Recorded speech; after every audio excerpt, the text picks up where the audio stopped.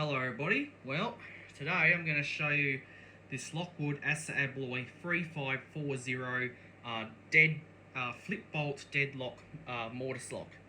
Alright, so this is a basically a dead bolt, but it's actually a flip bolt. This lock here is similar to the one that I showed you earlier, the dead bolt mortise lock. Okay, I think that was the 3571 I believe. Okay, but this one here is the 3540. So this one here is the same thing, that except this one is for is a short backset mortise lock, and it's suitable for aluminium doors. This lock here is commonly found on aluminium doors on shop fronts, okay, commercial applications or stuff like that. All right, it is also used in gates as well, but I don't really recommend that. You'd be better off using a proper gate lock. Okay, so this one here was actually made last year in November, so that's the date it was made. So of course it's made by Lockwood, which is owned by Anti-Alloy, Australian made of course. Okay, all Lockwood products are Australian made. Some are made in New Zealand, but mostly Australia. Alright, so this is a short back mortise lock for aluminium doors. Okay, so inside the box here we have our lock body here. I'll just pop that there. So this is our the lock body. Okay, so what makes this lock different to the to other ones is this one's actually a flip bolt that flips up and down. Okay, so this one here is basically a dead bolt. It counts as a dead bolt. Now there's three different types of bolts for this type of lock. You got a short one, you got a long one, and you got one with a hook. Okay, the long one and the short one are for hinge doors. The hook one is for sliding doors. All right. So this lock here, it's got a die-cast chassis. The bolt is stainless steel. Okay, you got stainless steel. Okay, so it is a good quality lock. Okay, it is pretty heavy too. Just shows how expensively made these things are, because Lockwood products aren't cheap. They always use expensive material. All right. So so this type of lock here, when you get it, you get the lock body, you get your screws, and you get your 2-cylinder retaining pins. Okay, so you got 2 screws to screw the lock into the door, which will be here and here. Then you got 3 to screw on your faceplate, which is there. Okay, so that's stainless steel. Okay, I do believe you can get it in polished brass, antique copper, and polished stainless as well. All right, so in the box here. Now be aware the lock doesn't come with any cams, but this is the type of cam you'd use for this type of lock. It's the bunny ears. Okay, there is also a turn snip adapter with the same assembly on it too. Okay, so this is the bunny ears. This is the type of cam you use on this particular lock. Okay, now this lock here, as you notice, it does have 2 holes here and here. That's so you can use the Lockwood, I think 4900 and 4800 series plate furniture. Okay, so you can, so if you have the plate furniture on your other doors and you want to keep it looking the same, you can do that. You can also use a scutcheon furniture as well. Okay, there is escutcheons that you can put on here too. Alright, so that's why it has these 2 holes. Some other locks, companies that make locks like this, like Carver, Brava, and Yale, unfortunately don't have those holes. So I think this is only the Lockwood ones have this. So if you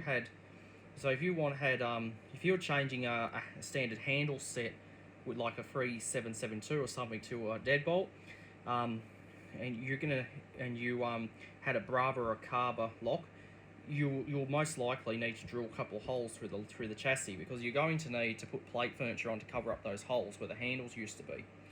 Alright, now this type of lock here you can use with escape handles as well. There's like lever handles that you can put on here that would go into this square drive. Okay, so that would be pretty good. So if you want to use a lever on the inside, you can do that.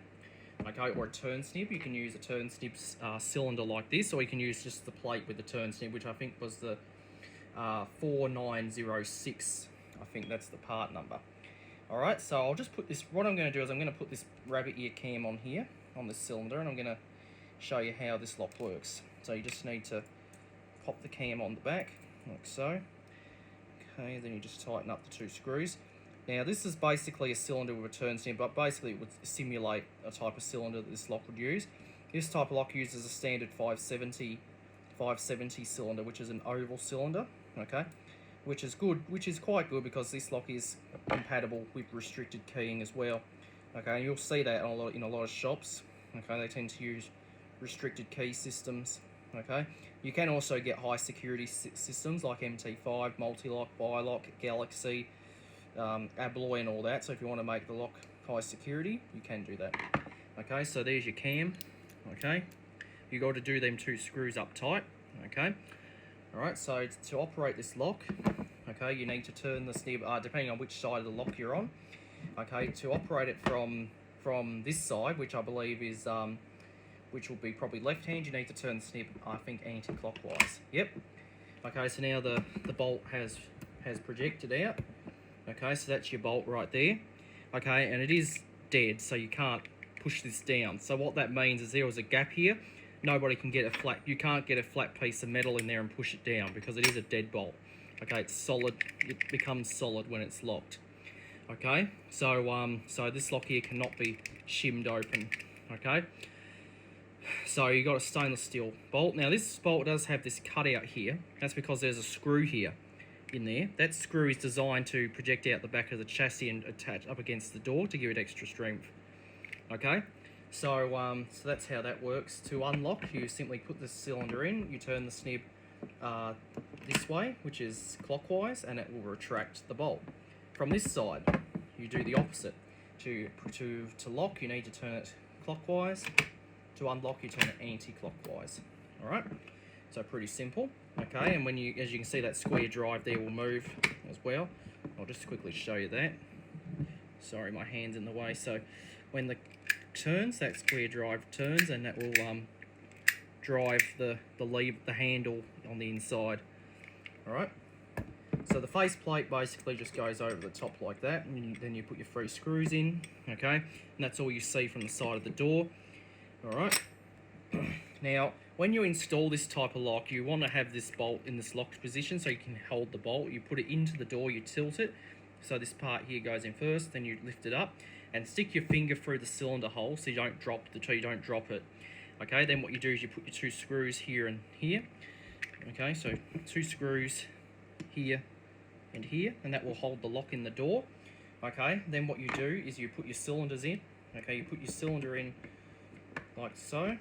Okay, you put your cylinder in like this, so your cylinder would go in there. Then you'd use the black retaining pin right here. You go through the side to lock that in, and that will be the same for the turn adapter.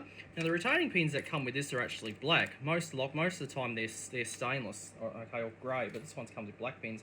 The screws do have this blue stuff on it called Loctite. That stops them from undoing in the door.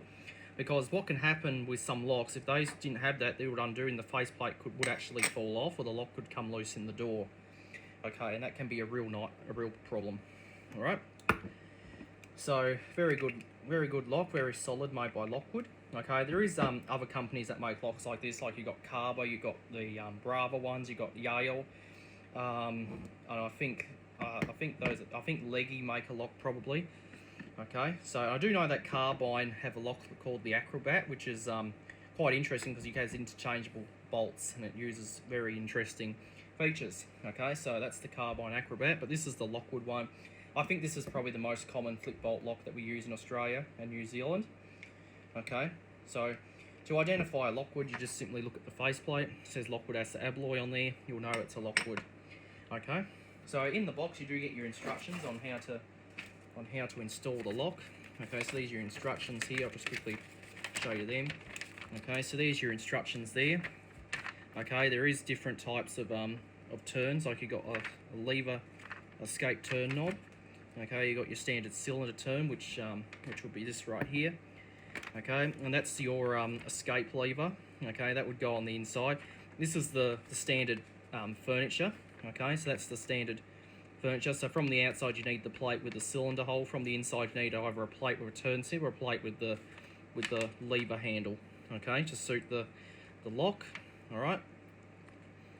Okay. And it also shows instructions there for the sliding one with the strike. Okay, and there's the cutouts that you need. Okay. And this is the turn snip adapter, the one with the rabbit ears that would go in like so. Just be sure you line it up with the cog section there. There is also an anti-lockout adapter. What that does, the anti-lockout allows the door to be unlocked, or it doesn't allow it to be locked. So if somebody got locked in, they can unlock it, but they won't be able to relock it with the turn. You actually have to relock it with the key. All right, and that's that screw there. So that you tighten that up, and it should hit up against the chassis of the door and give the lock extra strength, so it cannot move around. Okay, so that's the lock right there, so pretty simple. So this is all you get in the kit. You get the lock body, the faceplate, your screws, and your instructions. Okay, the lock does not come with a cylinder, does not come with a turn snip adapter, does not come with any furniture. You actually got to buy that all separate. Okay, so all that's sold separately. So, okay. Now, if you're installing one of these from scratch on a brand new shop or something, you will need to buy all the parts. You will need to buy a cylinder. You'll probably need a turn adapter or a turn snip cylinder. Okay, you'll need to buy your escutcheons or plate furniture. Okay, but otherwise, this is basically all there is to this lock. Okay, so that is the Lockwood 3540. Okay, and this is actually the old Synergy range. This is the deadbolts are the only Synergy locks that are still made. I don't know. Lockwood might plan on bringing them out in the Selector series. Okay, but I'm not too sure. Okay, and you also got a stainless steel pin in there that holds the bolt in. So I'll just quickly show you this again. So it's unlocked, locked. It's a pretty smooth operation. Okay, it's fairly smooth. I don't feel any resistance or whatsoever. That just shows the quality of what Lockwood do with their locks. Okay, so Lockwood is just a good brand, always has been. Okay, so there is other locks. Okay, the other locks like this will be the longer bolt and or the hook bolt. Okay, but this one here is just the short one. Okay, so this one suits is just a deadbolt for hinge doors. Okay, for the aluminium style. All right, so that's the once again Lockwood 3540 short back deadbolt mortise lock flip bolt. Okay, so this is you can buy this at your local locksmiths. Okay, that's the only place you'll find them. You won't find them at Bunnings. Apparently Bunnings don't sell these. So I hope you enjoyed, and that'll be it.